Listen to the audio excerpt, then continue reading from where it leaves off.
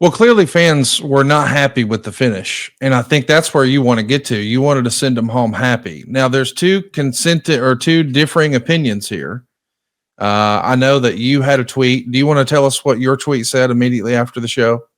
Oh, I don't. I love. There it is. Read it for us, Jeff. Okay, Connie. Love an audio show. This is from at real Jeff Jarrett. Love watching movies when the superhero gets destroyed in the final scene and then dies. Even better is when my favorite sports team not only gets beat, but gives up with a smile on their face. Makes me feel good about spending time and money on the night. Emoji, face in palm. I don't know what you call that emoji. And then I said, my line, creative is subjective. Coach, he actually responded to this and he said, Jeff, I've said the same thing, but we are the idiots. Quote, it's a time-honored tradition for the wrestler to go out on his back, end quote. Ask those kids in tears how they feel about the time-honored tradition. This should have been different than that. I asked several people who refused to answer. Let's just say he won. What would the atmosphere have been like? How many of those kids and adults would have lost their minds?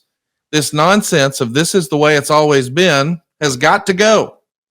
Because if you want to live with that, then John should have gotten a receipt on Brock, but that didn't happen. It's all subjective. This one's pretty obvious to most. It would have been so easy to just let everyone go home happy. As a reminder, we're talking about a show that set an arena record for WWE. It set an arena record, not for pro wrestling, but for any genre at the arena. So we're being critical about something that was massively successful.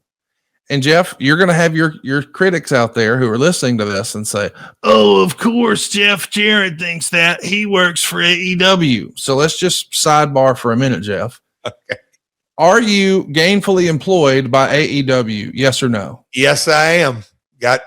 Do you think if you had the book and you were responsible for all of the creative at AEW, would it be a carbon copy of what Tony Khan has presented in 2025?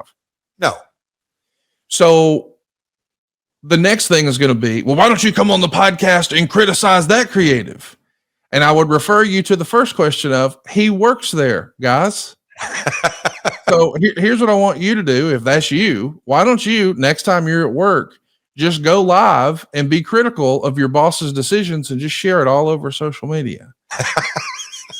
That's not what you do when you're a part of a team or when you're running a business. You may have differing opinions in the room, but when you leave that room, it's a united front. So anybody who wants to be critical of Jeff for not being critical of AEW creative has never been a part of a team and doesn't understand how that dynamic should work for a company to be successful. It has nothing to do with not having balls or not having guts. And it has everything to do with being a good team player and having some common walking around sense. This is a conversation we're having as two fans. Jeff, do you work or receive any checks from WWE? Zero. So you watch this, not because it was your job to watch it, but because you're a fan of professional wrestling. True or false? 1,000% true. And everything we're saying here is not a matter of fact. By the way, I'm saying I liked it. You're saying you didn't like it. Are either one of us right or wrong in this? Hell no. It's 1,000% subjective. I also saw, as you last week on the program said, the John Cena retirement tour is the biggest fumble since the invasion. And I got some criticism online saying, oh, well, we all have seen how Jeff booked himself in the WWE and WCW and TNA and AEW.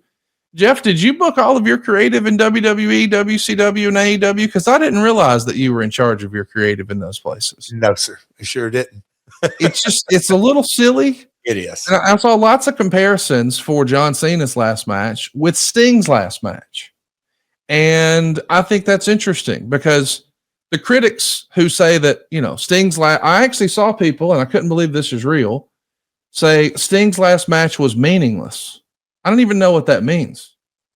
Like it was one of the more successful and celebrated and beloved shows in AEW history. Sting fans wanted to come see Sting one last time, and they did. And he got his family involved, and he had his sons there dressed up like Sting. And yes, it was a tag match because guess what? That guaranteed a better match. Like people who say it wasn't even a singles match. Do you want the match to be good? Do you want the story to be good? Do you want it to have a happy ending or not? Now, WWE went a different way. This was not a tag match. It was a singles match. And they didn't want a happy ending. They wanted people to hate Gunther. And I think your question is, do they hate Gunther or do they hate the promotion? I think the follow-up would be, as you said, time will tell. Another criticism that I saw online, though, Jeff, and I want your opinion on this, is, well, how could they have, quote unquote, made Gunther when he just tapped out to a tag team wrestler? And I can't believe that people are saying that that's who Jay Uso is. I think by and large, people who say he tapped out to a tag team wrestler don't really understand pro wrestling. Buddy, everybody's a tag team wrestler. What are you talking about? And Jay Uso is one of the highest selling merch guys based on all the reports we've seen for the last few years. So clearly fans are behind him. But we're telling, when you boil it down, a series of stories about good and bad. Good guys versus bad guys. Good versus evil. White hats versus black hats. Gunther comes out and he's jaw-jacking with little kids because it's his job to be hated. And it's Jey Uso's job to be beloved. So, of course, but I just think that fans have taken this so seriously and so personally. And I know you didn't like the finish either.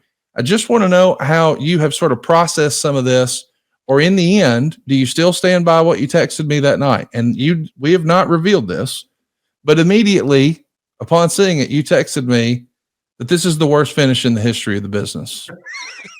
So if you really believe that, I want you to explain, in your opinion, why it's the worst finish in the history of the business. And again, this is not objective. This is not Dave Meltzer saying this is a 5-star rating that everybody gets tore up about. By the way, that's his opinion. You're tore up about his opinion. It's not objective. And that's the exact same thing I'm going to apply to Jeff's response here.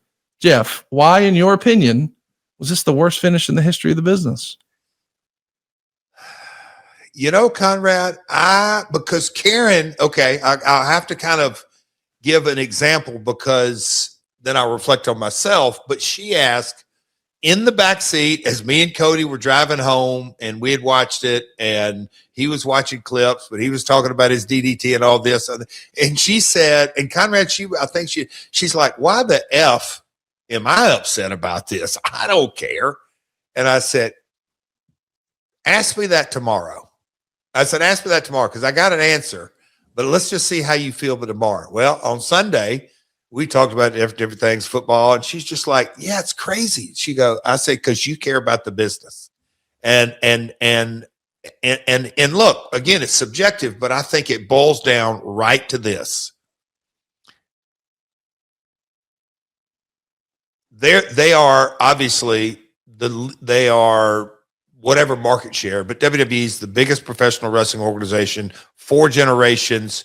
TKO has them know. Ari, at the end of the day, Ari, all of this ultimately rests on your shoulders, period. Game, set, match. You may or may not like that. You may or may not care, but it ultimately goes all the way to your desk. And a wrestling promotion only has a value of consumer confidence. Consumer confidence is critical. That's why I care, in that this time-honored tradition, my family's been in the business since 1946. I've got 3 generations of stories, not just from a wrestler's point of view, but from a business point of view, over and over and over. This mythical time-honored tradition, and Coach kind of touched on that, that is the biggest bunch of bullshit I've ever heard. Matter of fact, Conrad, it almost goes against the grain of every territory, and really even through Hulkamania days in the 90s and all this. What do you do to a legend? You protect them. You make up for their shortcomings in the ring. You make up for this. You do what you got to do. But at the end of the day, you kind of you respect and take care of the integrity of the business, the talent / the legend / the business. And so the most important or valuable customers that paid on average $850 for one guy, they weren't there to see anything other than John Cena's last match. When you have, Peyton Manning and Tom Brady and actors and actresses and rappers and influencers and all this stuff, they weren't talking about anybody else except Hunter. And when you have the entire arena chanting the things that they chanted and them saying, oh, yeah, this is the exact desired reaction, maybe it is. Maybe that is the desired action going to. But time-honored tradition, bullshit. That's silly talk to me. It's just John Cena. They came to see him, and the finish. We're talking about not just me and you, Conrad, for the 48 hours and the tribalism and people becoming irrational and the things that they're saying. Oh, Jeff and I just chuckled. They're like, well, you didn't let Monty Brown beat you. So all of a sudden you're comparing John Cena to Monty Brown. Thank you. Guys, what are we talking about? John Cena, there are no comps. The last 20 plus years, he's the top babyface. And he's going to tap out and smile and wink, wink and break the fourth wall. I still don't know what that's about. But anyway, it's consumer confidence to me, Conrad, to circle back. To circle back, why do I think it was the single dumbest finish? Because I think it is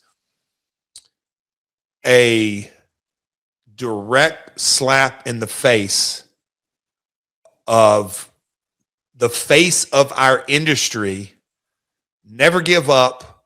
Do you know how impactful it is if I'm in a room full of bankers or TV executives or friends or whoever it may be, and I can look them in the face and a non-wrestling fan and say, do you know who holds the record for the most Make-A-Wish visits in the history of that organization?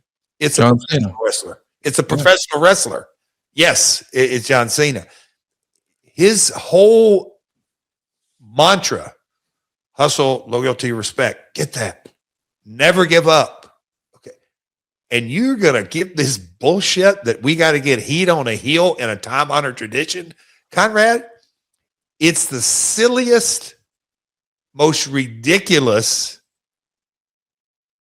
argument that people are throwing up, because when the fans are chanting in the post show, I don't think you could come up with another scenario.